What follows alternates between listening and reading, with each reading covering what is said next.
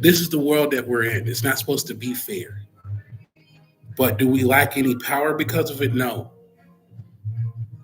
You have the power. You have the mind. You're the all creator. And if you don't feel like that, this is not the video for you. This is not the class for you.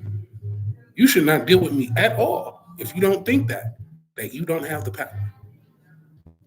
I'm gonna tell you, there's out of like my 6 books and just things that I've written down. Because I had to grow into seeing things manifest before my eyes, which means I had the thought and I put forth the intention and I put forth an action with that intention. And was to see the fruits of what I put forth, of the seed that I put forth, right? To see what blooms. And there's been quite a few situations to where it's like I start writing a story and then the situation happens.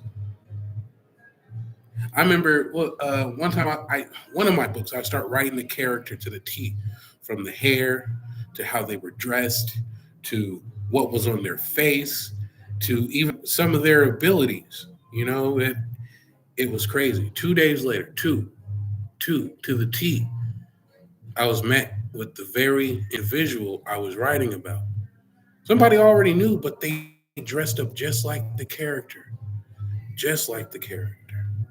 Or there'll be situations where I'll just write them out and it'll be a scene and it'll just manifest in real life.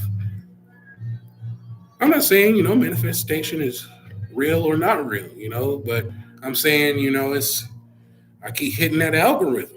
And anytime I hit it, I'm just like, okay, cool. Now we in the game. Now I feel like, okay, I need to write some more wholesome shit. But we also need to get rid of some bullshit in the world.